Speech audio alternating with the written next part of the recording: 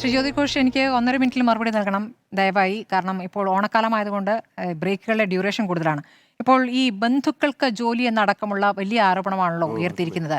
43 പേർക്ക് എന്ന പുസ്തകത്തിൽ പറയുന്നു, അത് 44 എന്ന് കൂടിയാണ് ഇപ്പോൾ ഗണേഷ് കുമാർ പറയുന്നത്. 44 എന്ന് പറയുമ്പോൾ ഇപ്പോൾ സുകുമാരൻ നായരുടെ മകളുടെ മകന് ലഭിച്ചിരിക്കുന്ന ജോലി അടക്കം അഴിമതിയിലൂടെയാണ് എന്ന് പറയുമ്പോൾ ഇത് ഇങ്ങനെ വെറുതെ പറഞ്ഞു പോകാനും പുസ്തകത്തിൽ എഴുതാനുള്ള അഴിമതി ആരോപണമായി നിൽക്കുമോ? അതിലപ്പുറം കടക്കാനുള്ള ശേഷിയുണ്ടോ ബാക്കിയുള്ളവർക്ക്?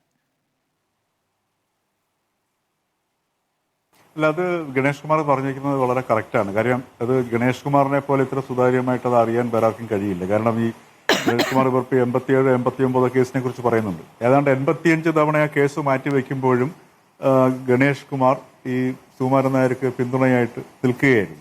അപ്പോൾ അതൊക്കെ വളരെ സത്യമാണ്, അത് എല്ലാവർക്കും അറിയാവുന്ന കാര്യമാണ്. ഇത് മാത്രമല്ല, ഇതിനേക്കാൾ കൂടുതൽ കാര്യങ്ങൾ നമുക്കൊക്കെ അറിയാം. സമയമില്ലാത്തതുകൊണ്ട് പറയാത്തതുകൊണ്ടാണ്. 2 കാര്യങ്ങളൊന്ന് സൂചിപ്പിച്ചോട്ടെ. അതായത് ഇപ്പോൾ എൻ്റെ സുഹൃത്ത് ശ്രീകുമാർ പറയുകയുണ്ടായി, ഡയറക്ടർ ബോർഡിൽ 26 പേര് സുകുമാരൻ നായരെ ഈ നായരിയുടെ വൈക്കം സംബന്ധിച്ചിട്ടുള്ള വിഷയത്തിൽ എതിർത്തു എന്ന് പറയുന്നു. അത് എതിർക്കാനുള്ള കാരണം വെള്ളാപ്പള്ളിയുടെ ഇതിനെക്കാട്ടി വലിയ കക്ഷിയാണ്. അപ്പോൾ പത്മഭൂഷൺ വെള്ളാപ്പള്ളിയുടെ എന്താ ചെയ്തതെന്ന് വെച്ച് കഴിഞ്ഞാൽ ഈ നായരിയുടെ ഐക്യം കെട്ടിയുറപ്പിക്കാനുള്ളതിൻ്റെ ആ താലികെട്ടിന് വേണ്ടിയിട്ട് തുഷാർ വെള്ളാപ്പള്ളി പെരുന്നയിലേക്ക് വിടാൻ തീരുമാനിച്ചു. ആ ഒരു ഒറ്റ വിഷയത്തിൽ സുകുമാരൻ നായർ ക്ഷുഭിതനായി, അങ്ങോട്ട് വരണ്ടെന്ന് പറഞ്ഞു. അത് കഴിഞ്ഞിട്ട് ഡയറക്ടർ ബോർഡിൽ അംഗങ്ങളെ കൊണ്ട് പറയിച്ചിട്ട് ഡയറക്ടർ ബോർഡ് തീരുമാനിച്ചു, വേണ്ട, അങ്ങനെയത് മാറി. ഒരു രണ്ടാമത്തെ കാര്യം, ഗണേഷ് കുമാർ നമ്മളടുത്ത് പറയാത്ത ഒരു കാര്യം കൂടെ ഉണ്ട്. ഒരുപാട് കാര്യങ്ങൾ അദ്ദേഹത്തിന് അറിയാം. എന്തുകൊണ്ടാണ് ഈ അയ്യപ്പ സംഗമത്തിന് സുകുമാരൻ നായർ പങ്കെടുത്തത്, അല്ലെങ്കിൽ NSS പങ്കെടുത്തത്? അതിന്റെ പിന്നിൽ അവിടെയാണ് നമ്മൾ ഗണേഷ് കുമാർ ഈ ധനലക്ഷ്മി ബാങ്ക് എന്ന് പറയുന്ന ഒരു കാര്യമുണ്ട്. ആ പശ്ചാത്തലത്തിലാണ്, അതിന്റെ കൂടുതൽ ഡീറ്റെയിൽസിലേക്ക് ഞാൻ പോകുന്നില്ല, ആ പശ്ചാത്തലമാണ് സുകുമാരൻ നായരെ ഈ അയ്യപ്പ സംഗമത്തിനും അതുകൊണ്ട് തന്നെ ഇടതുപക്ഷത്തിന്റെ പിന്തുണയ്ക്കാനും ഒക്കെ ഉള്ള ഒരു തീരുമാനത്തിലേക്ക് വന്നത്. നമ്മൾ ഓർക്കുന്നുണ്ടാവും, നമ്മളെല്ലാവരും കണ്ടതാണ്. ഒരിക്കൽ പിന്നെ സുകുമാരൻ നായർ ഫോൺ ചെയ്തുകൊണ്ടിരുന്ന സമയത്ത് ഒരു ഫോൺ വന്നു.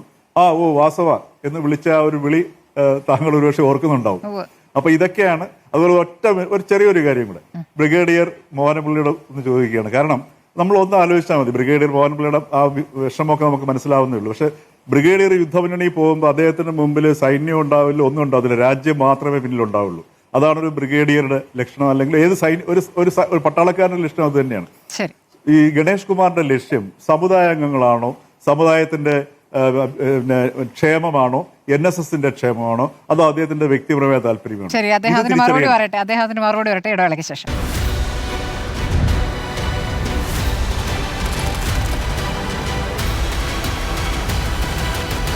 Debate with Smriti Parithikar.